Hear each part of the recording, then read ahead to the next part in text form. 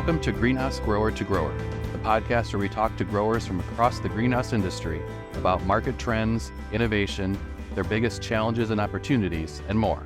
I'm Brian Sparks, editor of Greenhouse Grower. During Cultivate 24 last month, Denise Godfrey of Olive Hill Greenhouses in Fallbrook, California, participated in a panel discussion on sustainability in floriculture.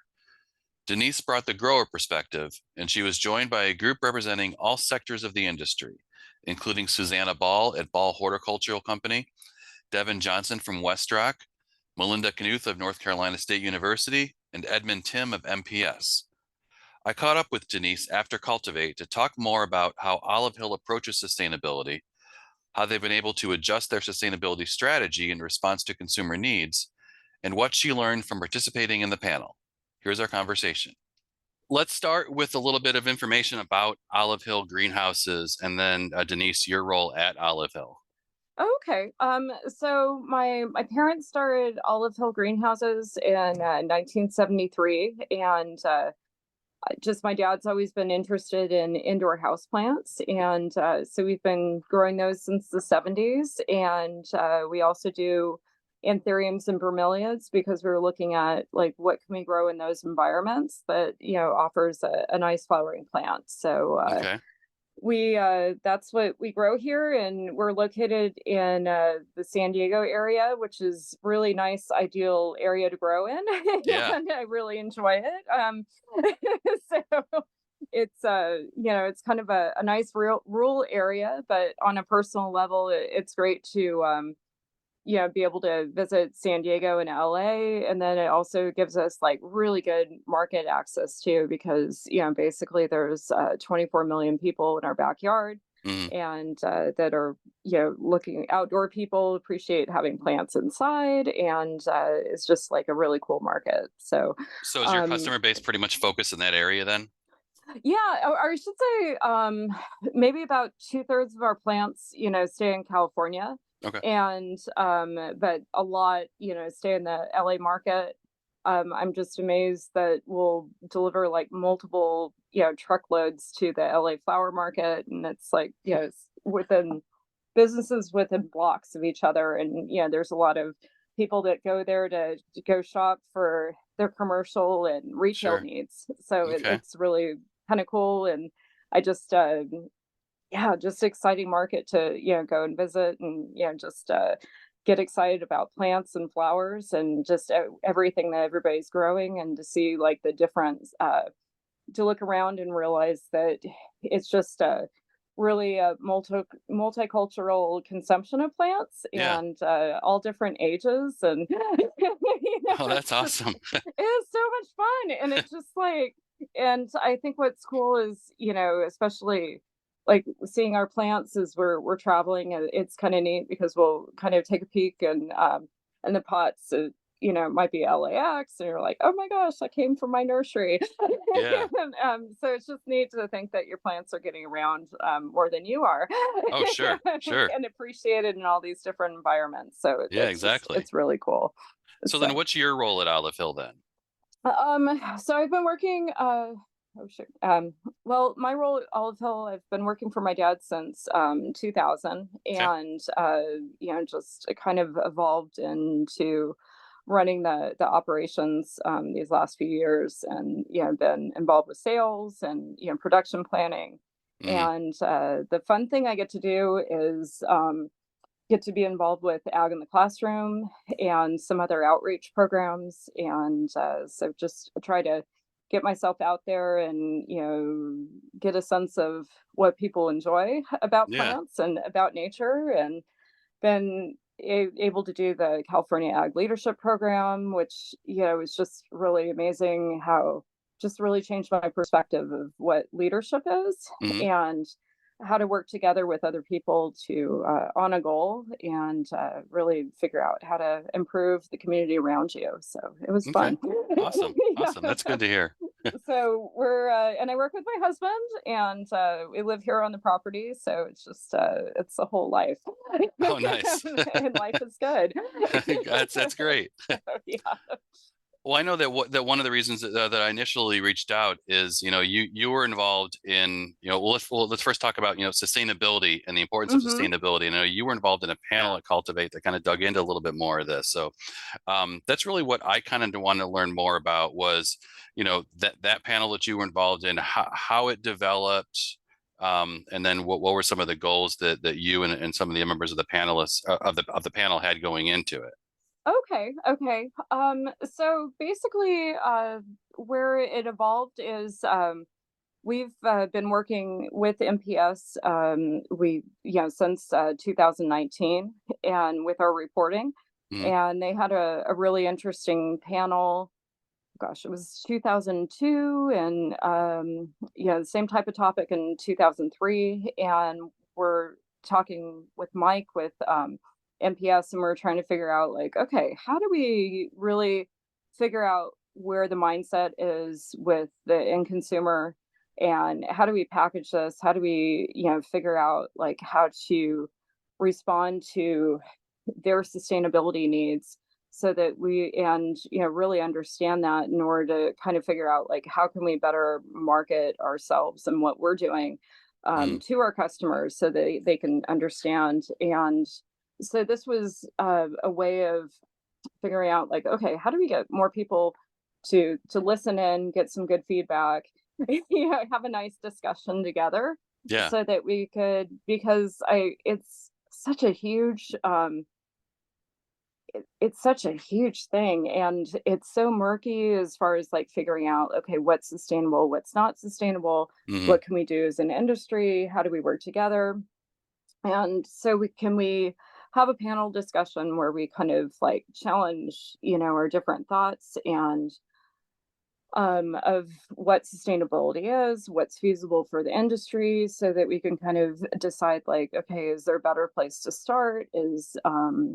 I think it was neat really bringing in Melinda, to provide that in consumer background. So we really understood, like, okay, where should we start that the consumers really see like the best value?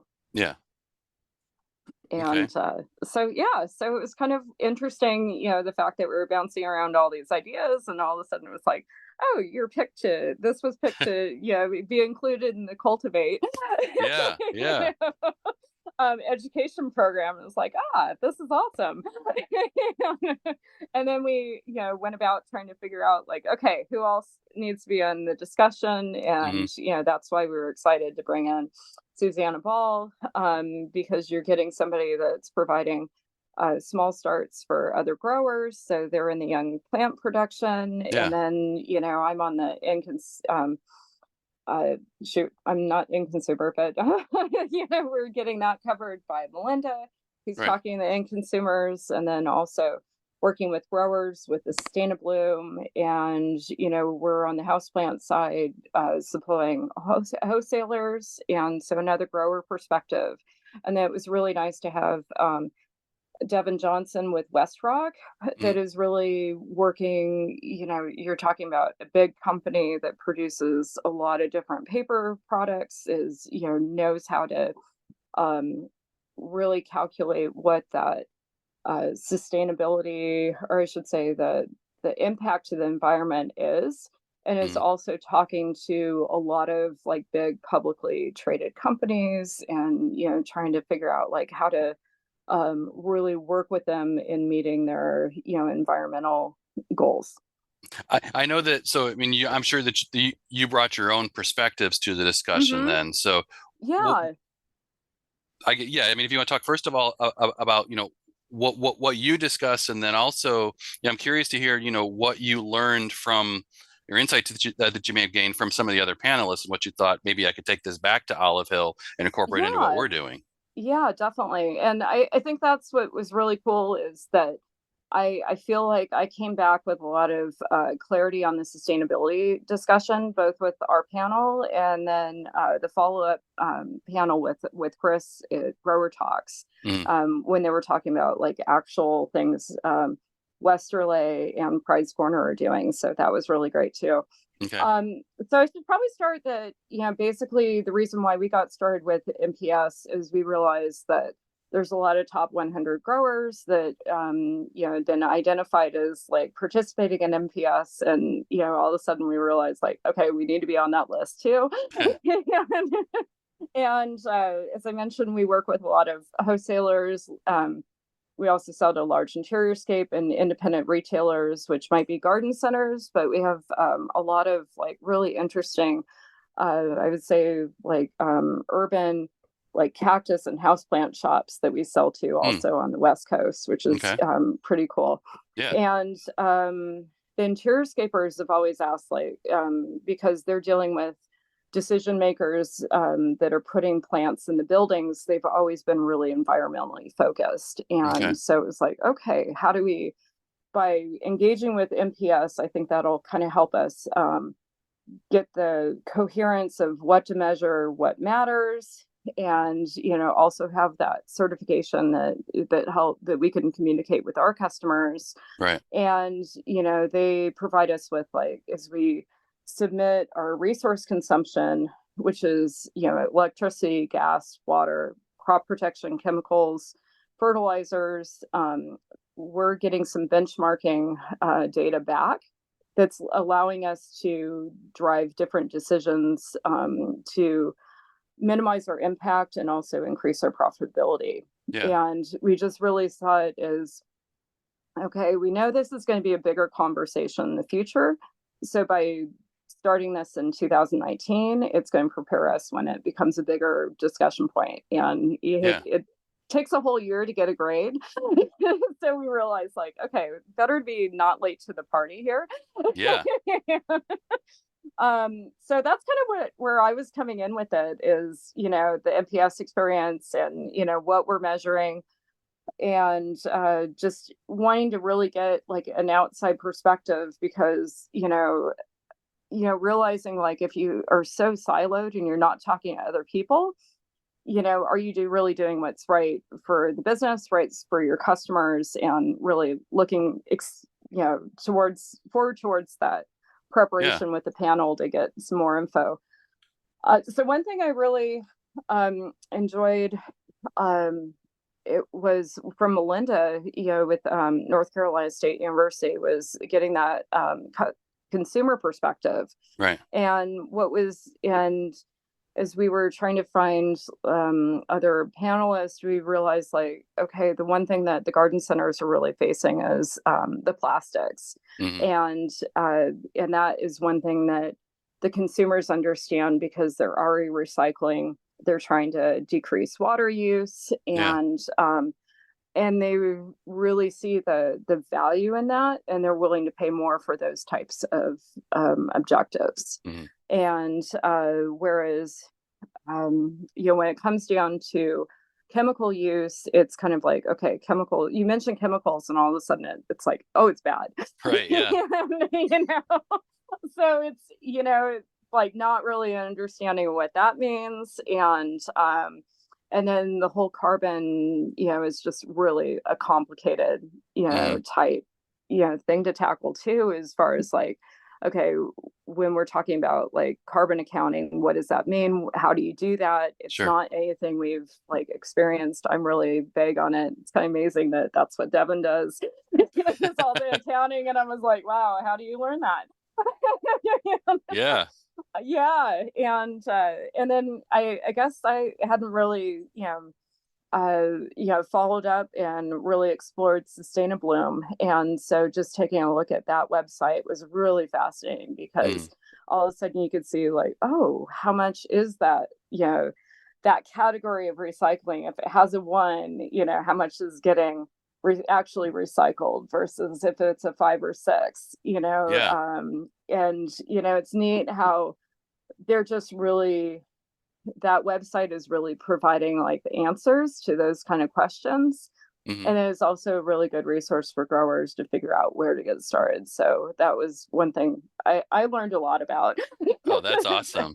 Yeah, it was really great. Well, and like you And mentioned, benchmarking before, and it seems uh-huh. like that's becoming so much more of an issue today. Where I mean, it's more than just about collecting data on your Yeah. practices. It's being able to benchmark against your own operation, against Hmm. other growers, and then even down to what consumers are ultimately looking for. So it seems like that's got to be more important part of the discussion than ever lately. Oh, for sure. And what's really great is MPS, it's a worldwide program. So they're able to look at it and say, okay, we're, growing a whole bunch of foliage crops, and they have their different crops like all coded based on, gosh, like philodendrons or, one code because, looking at like, okay, are there some plants that need a lot of crop protection agents? Do they need a lot of fertilizer? Do they need a lot of water and Yeah, energy? And looking at that, but then also looking at like, okay, based on what your outdoor conditions are, how much more energy are you having to use if you're growing foliage up in Canada versus, in these ideal conditions in Southern California. right. And, so really like benchmarking that data so it's apples to apples and we can better understand it Yeah. and realize like okay if you're over that benchmark that means somebody's like doing it better so it just kind of inspires you to say like okay let's see if we can do this better Oh, and sure. yeah so it's just really nice to have those kind of measurements because again if you don't ask and you don't compare, you don't realize like, okay, I could be doing better. And I think and I really enjoy MPS in that it's a grower initiative. So basically, as more people get A's, it's like, okay, let's continue to raise the bar. So you can't Yeah. do that without measurement. So, and that was kind of interesting too, because, Melinda had mentioned, was like, man, I really want that data to figure out like where that progression has been, Yeah. because, that would be really valuable for her to realize, be able to show like, hey, these our growers are making better decisions and they're having less of an impact on the environment. Yeah. And so anyway, that was kind of like, yeah, we do need to get this information and be willing to share this information, to these different educators so that they can process the information and figure out like how to package it to show that we are making strides as an industry. So, Well, and it's like that's what I love about panel discussions, especially those where, it's not just I think it'd be different if your panel was just a group of growers sitting at the table mm-hmm. versus all these different perspectives from research, from breeding, from growing, because I mean, you're all coming at it from a different angle, and then there's things that each of you can learn. So it's not just about, the audience who's sitting in the room learning. It's also about what have you learned from the Yeah, other panelists, and what can I take back to my own company and then, make us more exactly. sustainable. Yeah, and one thing that really kind of drove it home is, we're wondering like, okay, when keep talking about sustainability, how far on the horizon is it? When do we need to start reacting to it? And it was nice having Devin from West Rock there because he's like, look, these publicly traded companies need to be addressing these environmental, social governance, Mhm. issues and are doing this reporting. So basically to show that they're improving, they need to start, kind of having their suppliers start making strides in improvement. And Yeah. so to meet these ESG goals. And so basically, that sustainability is coming. And to get that information from Melinda to say, like, look, if it's done early, you have an opportunity to capture the margin. If it's something that's impressed on you, you've lost the margin. Yeah. And so we need to be on the sustainability train early and not get run over. And then I think also if we're on there early and learning together, that's really helping us out too. Oh, yeah. And Yeah. yeah. And I really enjoyed, having Susanna Ball there because, they're talking about, she's, about sustainability that's happening in other parts of the country too, and other parts of the world. And Yeah. it just was really engaging. And so to be able to talk about all this and prep, and then during the discussion, and then also have MPS, which has the European perspective Mhm. of here you have sustainability that's pushed on them because it's law. And I don't really see that. It's kind of happening on the plastic side here, but I don't see that really happening here. But I think Yeah. again, it's like an opportunity to be better at business. Yeah. And one of the things I've noticed is that it's, also helped us when we're looking for growers. They're looking at our website and seeing what we're doing, Hmm. and they're saying, "I want to be a part of this," and the strides we're making. So it's attracting that, but those, I guess forward-thinking individuals. But what was interesting with Melinda is that she said that the younger generation is also like social sustainability is really important to them, Hmm. and so looking at the impact on the community. Yeah. And as far as if I can continue before you ask another question, Yeah. Yeah. Please as do far so. as the audience itself, what was really fascinating, somebody's all, okay, what about having the right plant in the right place? And you're like, yes, that is so important. And I remember, the it was Cultivate back in 2019. They had like the summer rain oaks, and she was talking about like, okay, making sure that the plant is ready to be planted and that you don't send something out without the proper root development, Right. and the importance of making sure that you spent all these resources on this plant. Is it going into the right environment that the consumer can be successful with it and continue to grow? Hmm. And then to have Annabelle and the audience continue with like, wow, our industry produces products that yield a net positive in environmental impact. Hmm. Can we say that for anything else? Right. And then also, really saying like, hey, a big part of sustainability is let's throw less away. So Yeah. instead of growing so much more than we need, you're wasting all these inputs. Can we, grow what the market needs? So we're being more sustainable in that sense. Hmm. And so it was really cool to have Annabelle, an icon in the room, Yeah. throwing out these words of wisdom. You're going, yes, this is so cool. Sure. Absolutely.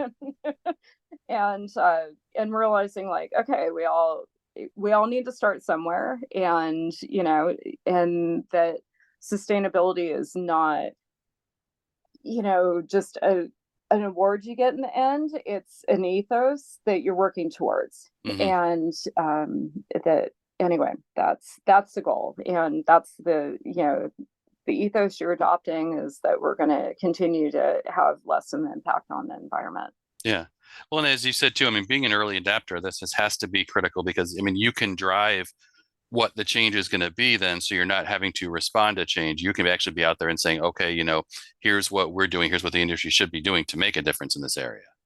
And I think gosh, and I kind of look at it and it's like, man, there's a lot of like trial and error, and to be ahead of that curve and realize and be able to work with other growers early on to say Hmm. like, okay, here's where this worked. Yeah. Rather than like, okay, you need to be sustainable tomorrow, and you're like, oh my gosh, where do I start? You're already like working on that, and you Right. can compare notes with other growers, and you can say, okay, this worked, and you're actually giving yourself time by starting early rather Hmm. than again having something imposed on you.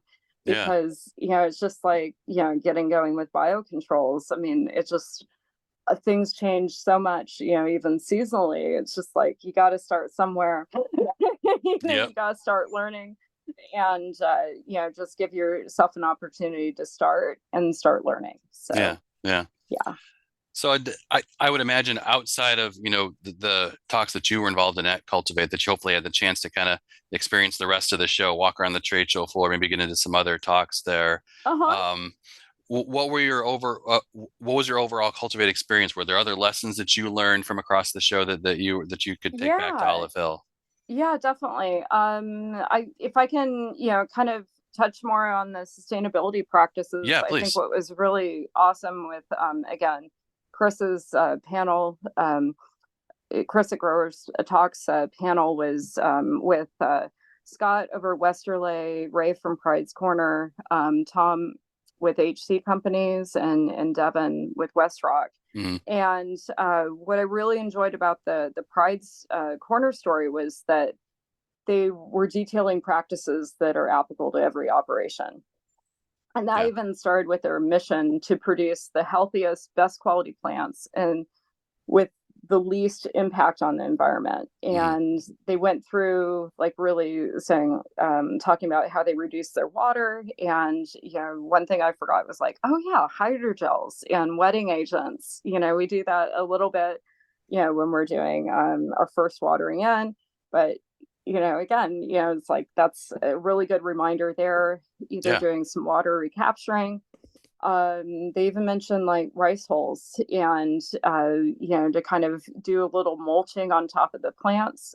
So it increases the moisture, decreases the weeds. And so again, decreasing the watering and really getting into plastic recycling. I mean, that was really cool that they were responsive to their customers and taking out pots and reusing them.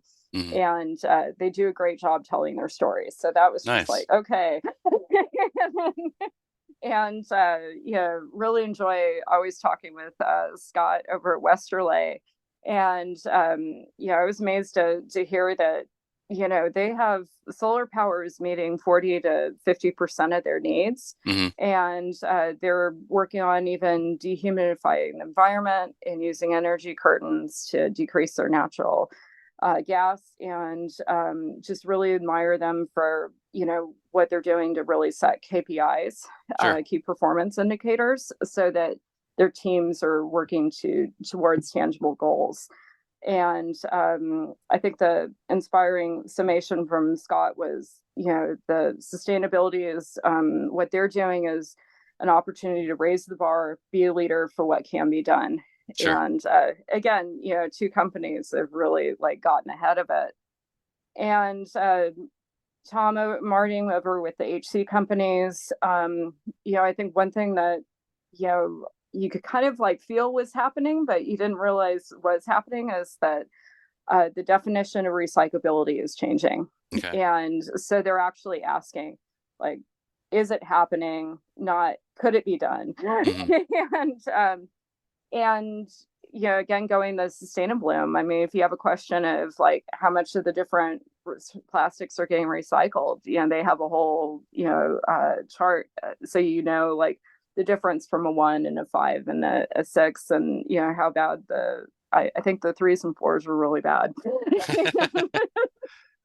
And, getting into like the truth in advertising, that's become a law out here in California, and just making sure you back up statements with actions, and you have that potential for legal liability, but also you just don't want to be I really hate hypocrisy, and you just don't want to.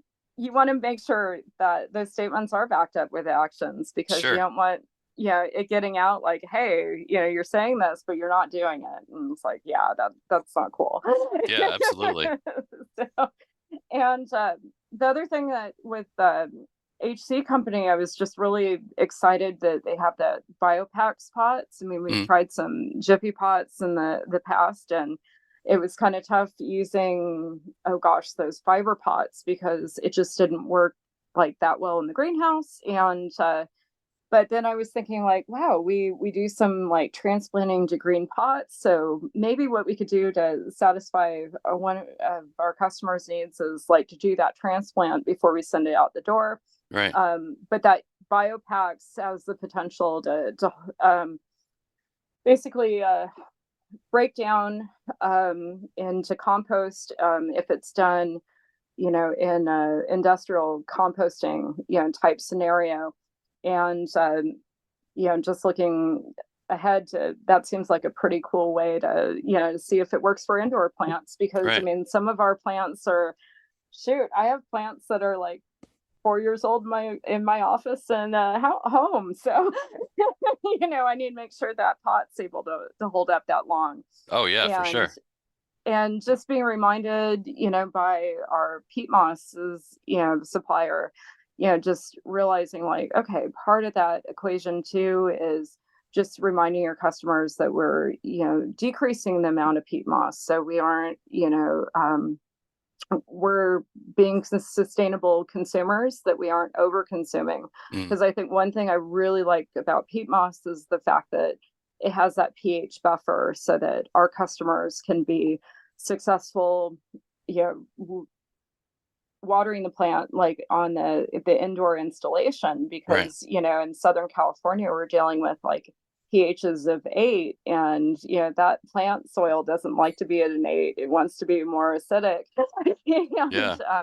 And that peat moss like really helps like buffer that basic water. So anyway, and then I always enjoy the dram booth and seeing all the cool different ways to, to water your plants. And the other thing I really enjoyed was and excited about is the leadership program through the Hort Research Institute, Sure. and had the opportunity to see a couple of friends of mine, Eric McKee and Jen Moss, give a whole rundown of AI and when to use it. So and saw that with one of our presentations, Julian Tressart, when we were working with Gary Cortez of FlowVision. Mm, He used a lot of AI to figure out, okay, where are talking points going to be, and what's reasonable cost for the industry. So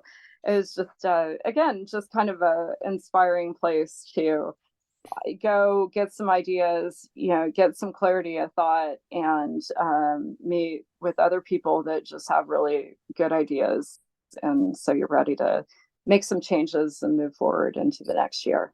yeah, and I was actually in the back of the room myself for that AI panel that the Jen Moss was part of. So I mean, it's really interesting some of the projects that they were working on, and you're really explaining, how, because I mean AI is something that it can always seem like such an abstract, how is this really gonna Mm-hmm. affect me and my and the day-to-day operation at our greenhouse. But they did a really good job, I think, of looking at, here's some of the ways that it can benefit you, here are some of the ways that we're still learning about what AI can truly do for this industry. So that was really interesting, I thought.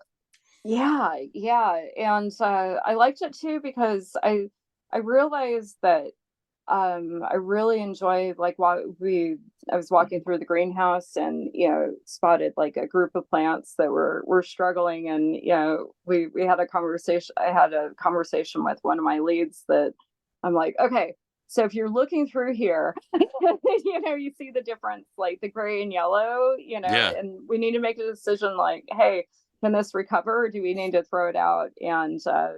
And he was kind of surprised I saw it, and I'm like, yeah, I really enjoy kind of like sleuthing and Yeah. being a detective going through the greenhouse. And I think it's interesting because that AI, it's able to generate some ideas, and then you're kind of presented with like, okay, is this good information?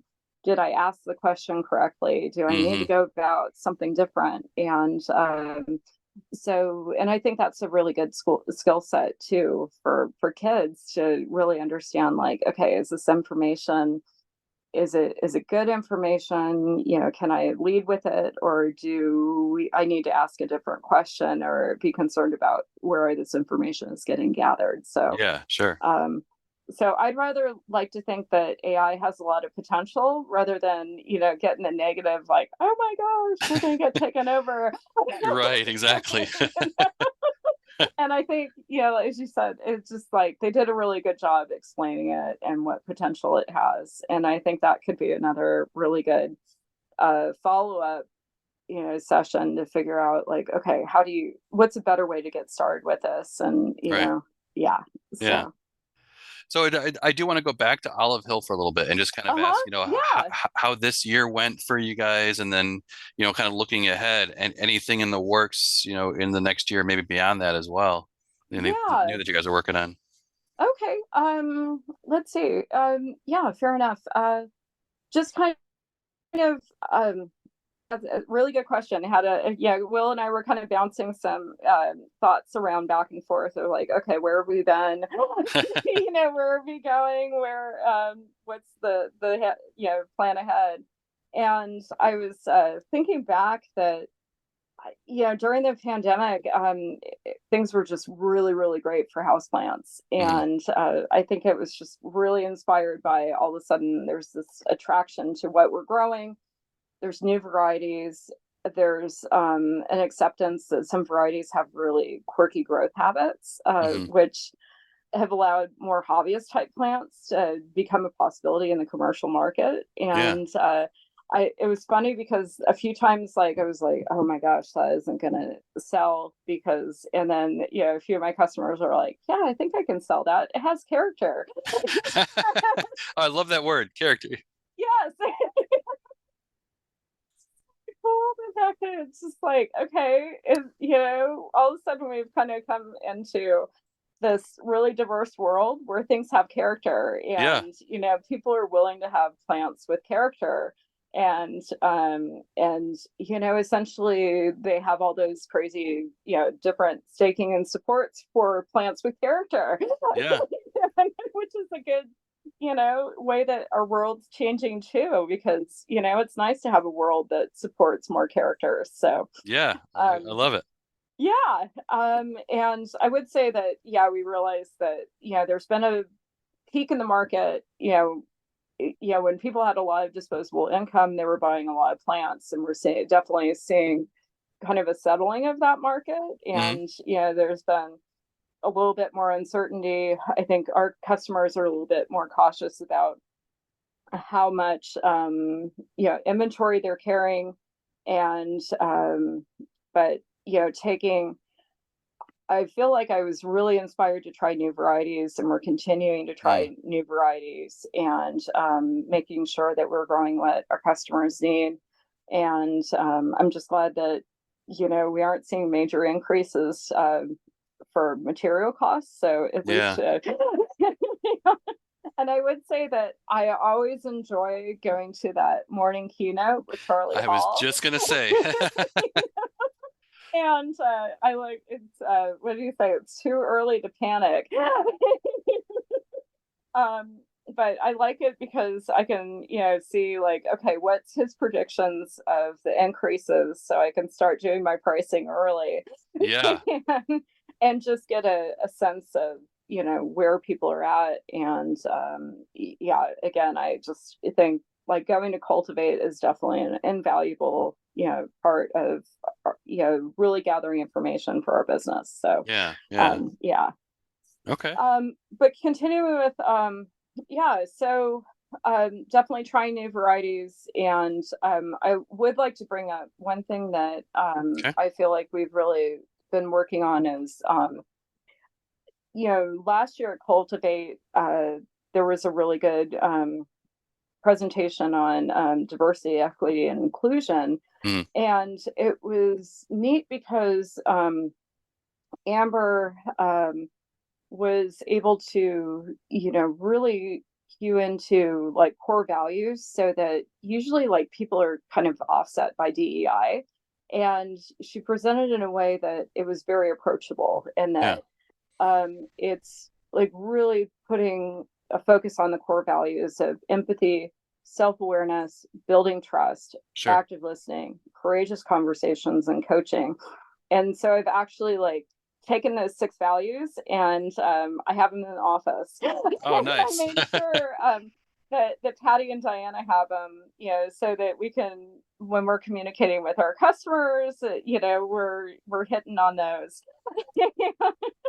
And it's just a great way to build the team, make sure that you have those you have a team that believes in those core values. Mhm. And so I feel like my approach to working with my team is changed also, that I'll identify what the business needs and then reach out to my team and say like, okay, this is what we need.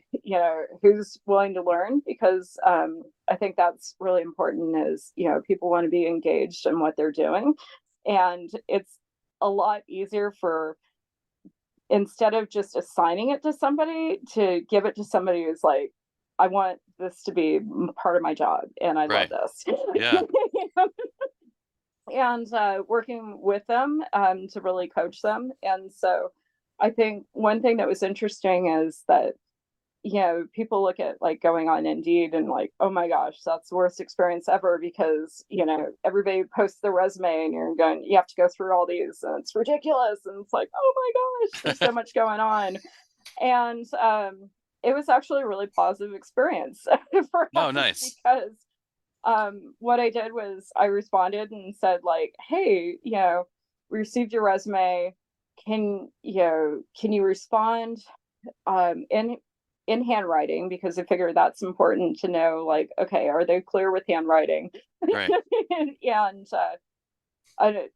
response to a question about what's the best part of a job experience that they've had. And it really, there was a lot of folks that never responded back, which, kind of narrowed down the field, which is nice. Yeah. And we got, some people that, figured out right away that they could send a picture back through Indeed, or they emailed me separately. And so it helped determine what the engagement level was. And actually had, again, asked like, okay, who wants to go through these candidates? And I got a volunteer, which is awesome. And it's like, okay, I'm willing to try this. And building that confidence where it's like, okay, don't feel afraid of make a mistake. You just need to identify, like, is this somebody you want to work with? And make that decision, yes, no, or maybe. And knowing that, like, be confident that we aren't going to make a wrong decision, because you're going to say maybe and somebody else is going to say yes. Yeah. And don't say like, oh my gosh, you're gonna get blamed for passing on somebody. They're like, why did we hire this person? It's okay. We all make mistakes, it's fine. And it was just really cool because I just feel like we really built a lot of confidence in the team that way. And it actually took some stress off of me. Oh, that's the most important thing. Yeah. Oh, it was huge. And again,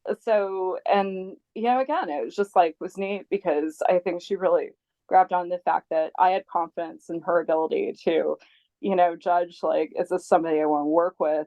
And I've really like kind of grabbed on that and figured out like, okay, what are different words and actions I can use to build confidence in the team? And again, really building up that, how do you build trust? How do you listen to people, have empathy? Right. And it's been good. So it Good. just, Good. yeah. So just going to continue to work with our people and continue to try new varieties and Nice. keep going forward. And it's always like one step at a time, just like the sustainability is one step at a time. Exactly. Exactly. And just leave the world better than than you encountered it, right? That's right. Yeah, absolutely. Well, I think what I'll do, as we start to wind down here a little bit, I think I'll almost turn the tables on what you had just mentioned there and ask you a twofold question here. So, number one, what is the best part of your job every day? And then, just looking ahead, what excites you the most about the future of this industry that you're in? Man, one thing that really came out of my panel is I realized that I think we got the whole sustainability like message wrong to our customers. And which was like, oh my gosh. And it was interesting because I think about, again, I enjoy that engagement with ag in the classroom because, you're taking like an activity that has that social, emotional, physical engagement and problem solving. Right. And then with the sustainability thing, I'm going like, wow, we're trying to convince people that we're like, buy our product because we don't have an impact is great. We're trying to have less of an impact on the environment rather than inspiring them on the benefits of having plants in their environment. And by buying our product, that they're creating a better world. And, the other thing I forgot to mention was Melinda had a great presentation because they're hitting on basically like the ecosystem services that plants provide. And I think what is really a challenge for our industry is to understand, okay, what does that mean? Right. And that it's basically, looking at like, okay, what are the benefits that these plants also do? And, being comfortable with saying like, hey, it's decreasing the noise. It's, helping with the soil, soaking up some of the bad things that are in the soil, and providing better, temperature levels, humidity. And I think the biggest thing is like carbon sequestration. If you didn't have a plant, it'd be floating around the environment. And so we really need to say like, hey, we are selling like objects that sequester carbon. Yeah. And this is how you can sequester more carbon, is to buy the right plants and put them in your environment, and really support this really cool community where you have like where people enjoy being and can be happier. And then also you get the benefits of birds and butterflies and other wildlife, and again having that environmental ecosystem services that plants provide. And so I think we really need to, I'm hoping that as an industry we'll start like pivoting and be a solution for making a better planet. Thanks for joining us. You can learn more at greenhousegrower.com. Please subscribe to this podcast wherever you listen, and please leave us a rating as it helps other podcast listeners find the show.